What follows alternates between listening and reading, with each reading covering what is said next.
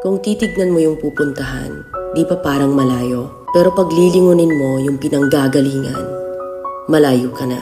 Hindi mo malalaman kung hindi ka susubok. Ang buhay ay isang malaking sugal. Kung lagi kang takot sumugal sa isang bagay dahil takot kang mawalan, mauubos lang kung anong meron ka. Kung hindi ka mawawalan, hindi ka rin magkakaroon.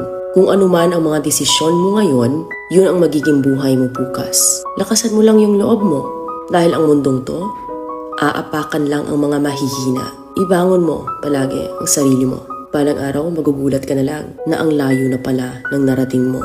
Kahit mabagal ang progress, basta may usad at kumikilos ka, okay na yan. Wala tayong magagawa. Ganyan talaga ang proseso ng buhay. Lahat tayo nakakaranas ng hirap. Hindi natin alam kung hanggang kailan tayo dito sa mundo. Kaya mas piliin mo maging mabuting tao. Ang pinakayaman na maituturing natin sa sarili ay ang ating mga pangarap. Kapag handa kang abutin yung mga pangarap mo, hinding-hindi ka maghihirap.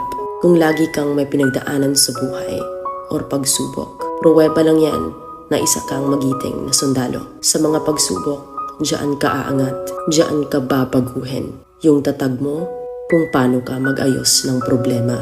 Hindi ka magtatagal sa mundo. Lubos-lubusin mo na. Gawin mo yung mga bagay na handang iangat ang sarili mo. Huwag mo isipin yung mga sinasabi ng iba at huwag na huwag kang panghihinaan ng loob dahil lahat ng tao ay may iba't ibang desisyon at iba't ibang sitwasyon. Huwag ka lang mawalan ng pag-asa. Hindi mo naman kailangan madaliin lahat. May proseso ang bawat ganap mo sa buhay. Alam mo kung ano yung nakakapagod? Ang palaging patunayan ang sarili mo sa ibang tao. Sa mundong to, piliin mo ang hindi magarbo. Keep it low-key ka lang. Simple. Na kahit na alam mong meron ka, hindi ka babaguhin ng pera. Kasi lahat ng yan ay isang pansamantala lang. Pagpatuloy mo lang. Kung may pangarap ka, makakarating ka.